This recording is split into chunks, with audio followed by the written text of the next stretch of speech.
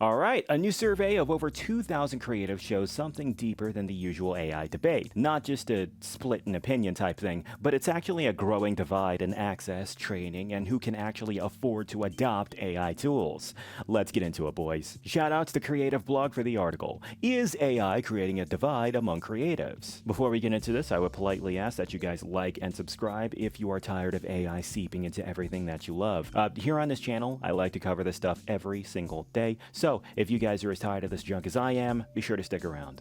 But yes, the article. Over half of creatives are using AI, but adoption is higher among people who can afford to take the risk, a new survey finds. Now, what I can immediately gather from that, simply from reading that subtitle, is that people who can afford to take the risk are people who haven't spent years of their lives trying to become proper artists or creators in any way, and are just random art tourists who just want to dump crap out on their little prompt machines and get the best results that make them feel good about themselves. But maybe I'm being a little bit too judgmental right off the bat. Let's just read this baby and find out what happens. The use of Gen AI for creative work continues to create stark divisions in opinion. It sometimes feels that debate has moved on little in the past 3 years. There were evangelists who see AI as the gilded future and opponents who see it as the end of human creativity, which is what it freaking is.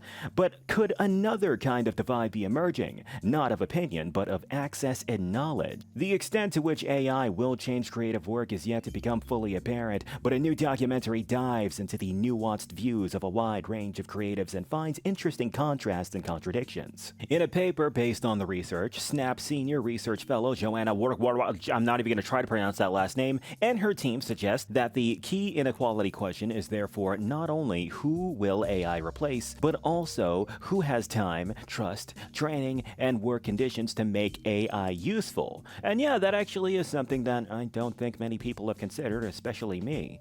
Countless creators already have their own default artistic creative process in order to complete their work, right? So adding AI into the equation is just a whole thing that probably is going to make the process even more difficult, especially since AI is its own technology that, while people try to make it look like it's easy to use, to actually integrate it into your own creative process unironically would probably be a whole nightmare. In the film, a creative director notes that the advertising agency she works for has a dedicated AI content creator whose job is to keep on top of the tech and to educate creatives and strategists on how to use AI. That's a luxury that most individual creatives and smaller agencies are unlikely to have. That's also a job position that makes me laugh my ass off. Are you serious? A dedicated AI educator. Holy crap. But I'm sorry.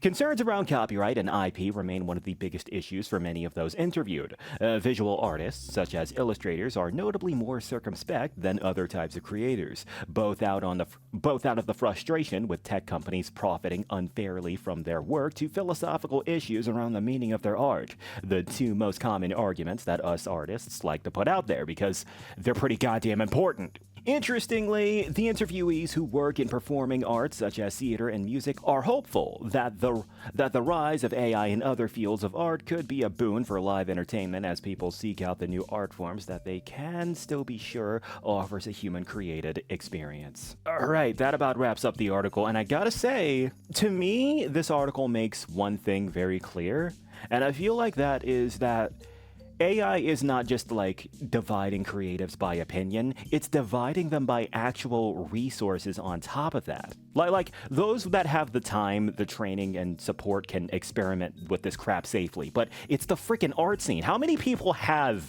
that leeway? You know what I mean?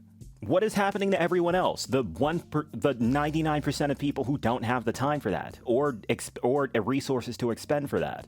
They will be replaced or straight up left behind. Like, this goes further than the usual lines that were being crossed when it comes to the discussion of AI and, like, art and stuff. Now it's just straight up an inequality problem borderline. But, maybe I'm being melodramatic here, maybe I'm exaggerating and I'm just, like, being hyperbolic since I'm just now learning this information on the spot.